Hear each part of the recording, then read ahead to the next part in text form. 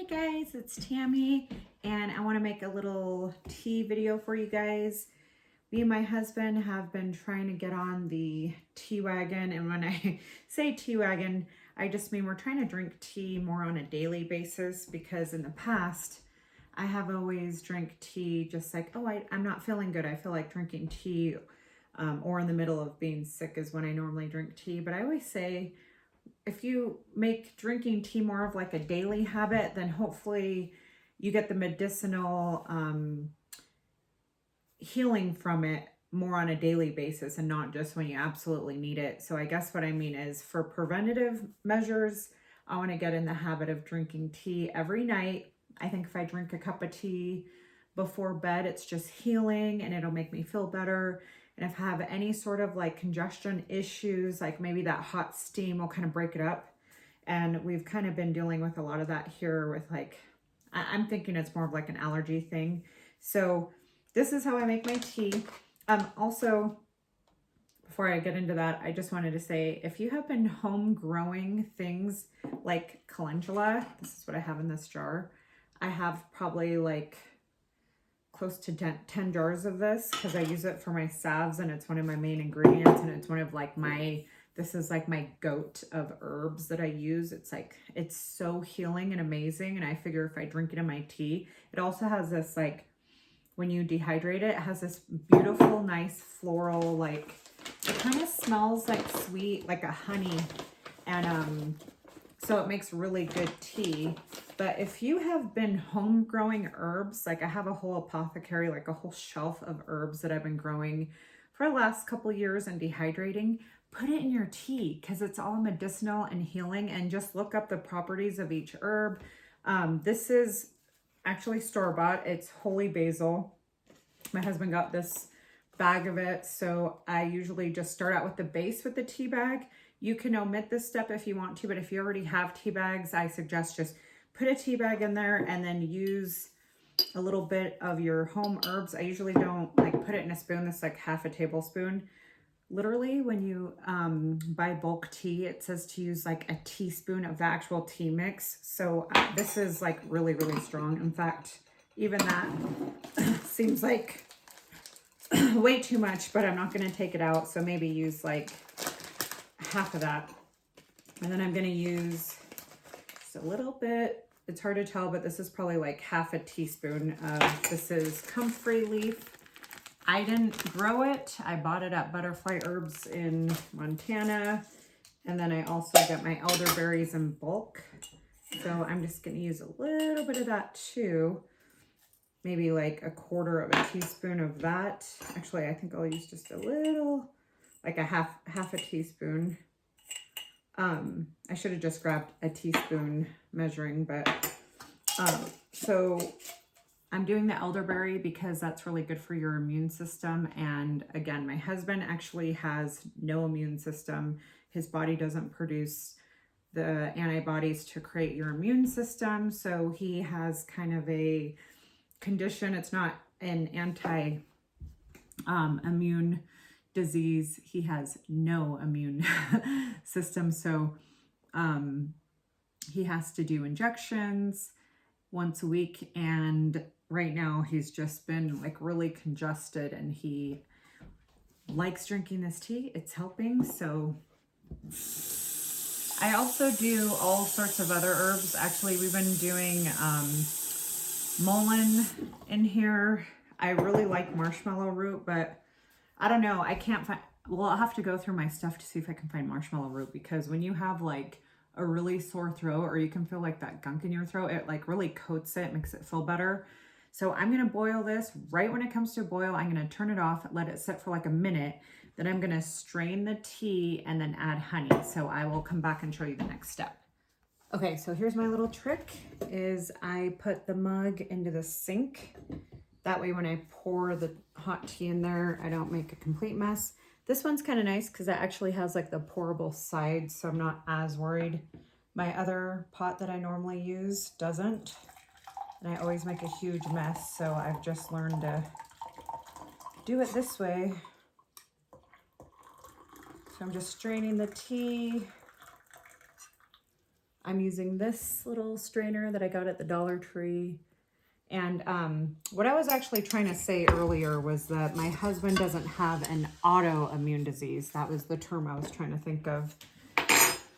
So an autoimmune disease is when your body kind of is just fighting itself,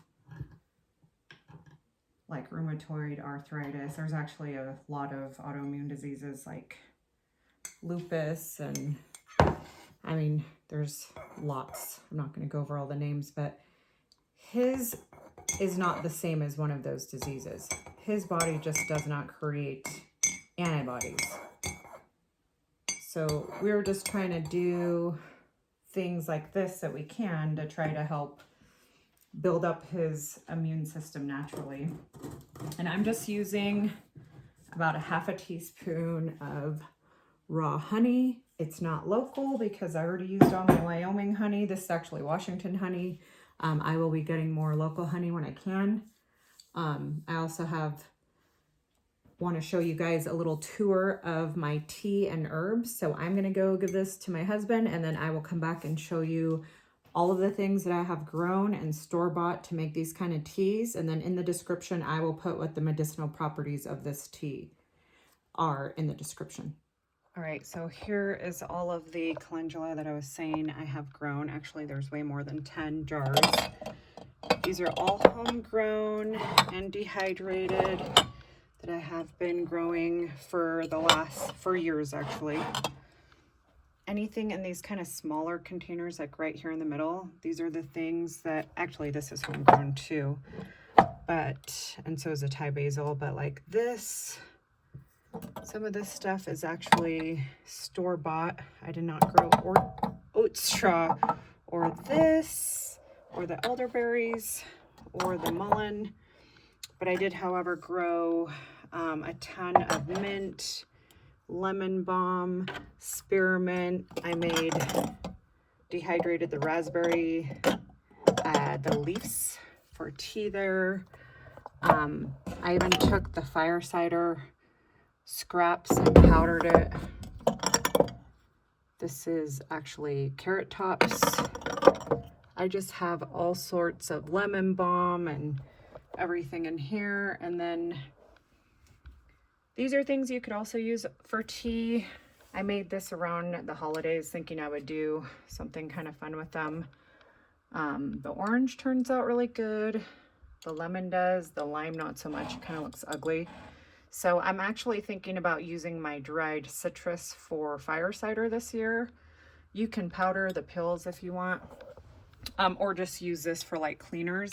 So I was thinking about taking like my dried peppers and mixing it with some citrus and then some fresh items like the onion and the ginger and all that, and making my fire cider that way.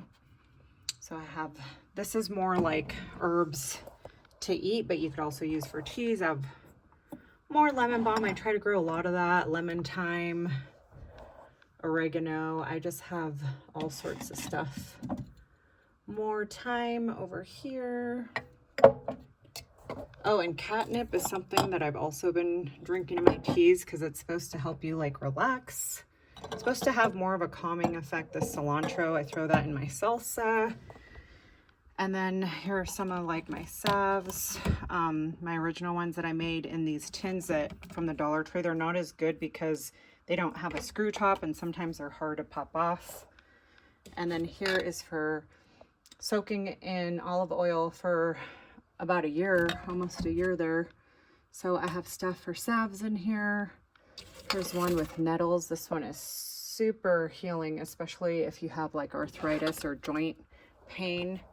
And then I put vodka cleaner because this is vodka with the pills. It's not just vinegar like I normally do. And then this is calendula soaking in apple cider vinegar. And I have a tincture one that's soaking this calendula, soaking in vodka. And then this is another tincture with calendula, because what I like to do is I can bottle this stuff up. This is one I made in the past. And then, you know, maybe try to sell that.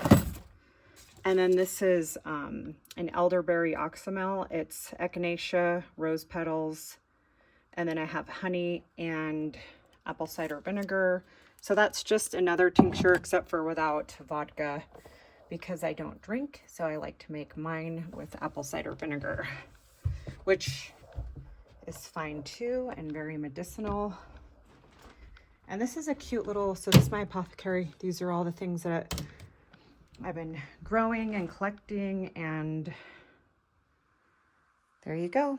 I hope you guys check out this video and let me know what you think in the comments. And if you have any other suggestions for teas or herbs, let me know. See you in the next one.